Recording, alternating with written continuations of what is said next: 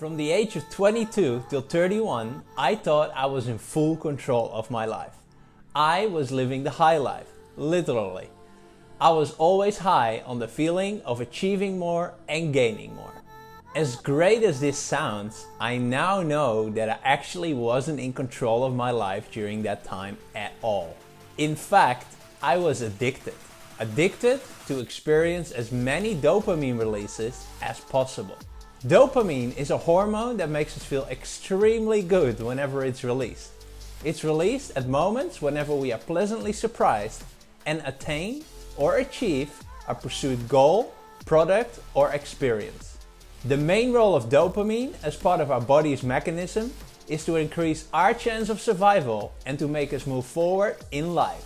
Dopamine is at the core of our feeling of wanting to gain more, do more, and experience more.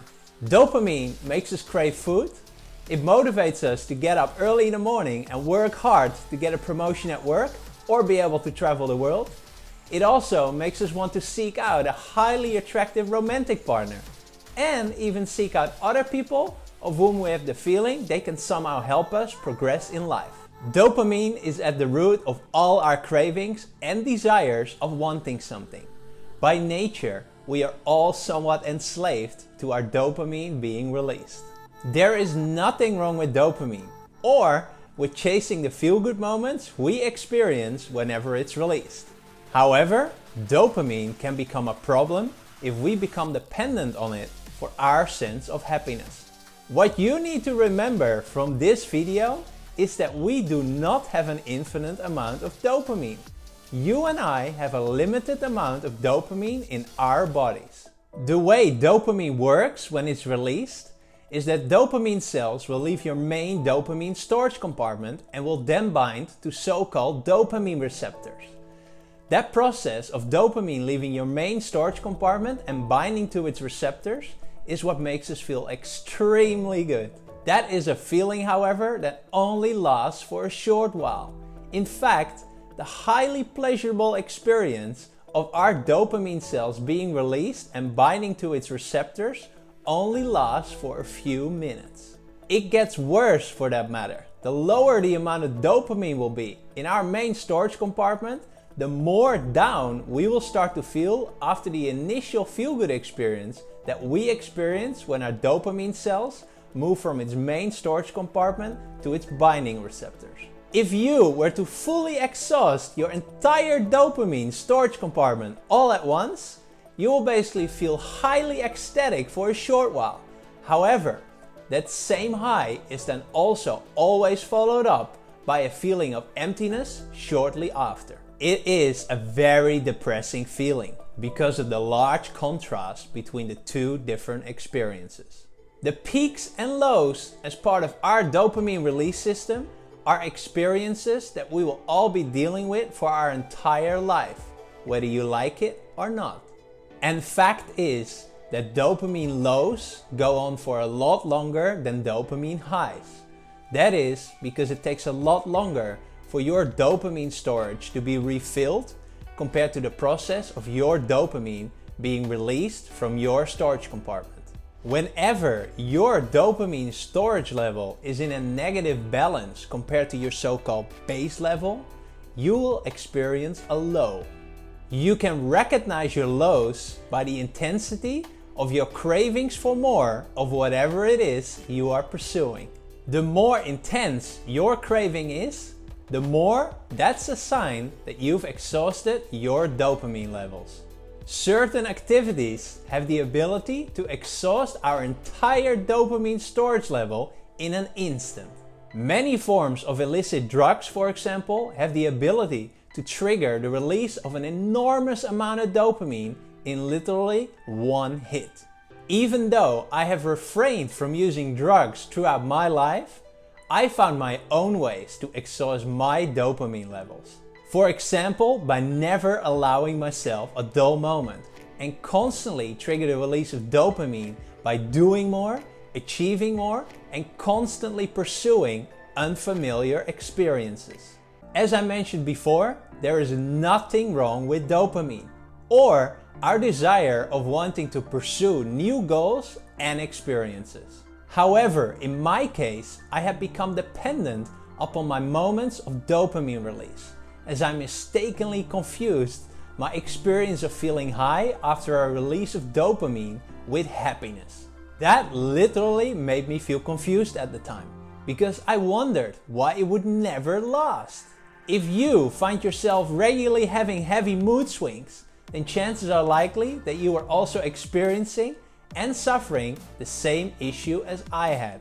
The bigger the contrast is between the way you feel when you achieve something, get something, or consume something you desired, and the way you feel in between those moments of satisfying your desire, the more dependent you are upon your dopamine.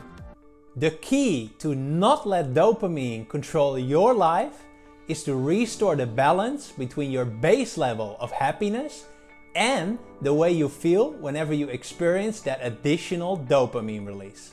From my experience, the most effective strategy to increase our base level of happiness is to simply spend more time appreciating the things we already have, rather than thinking about what more we could have.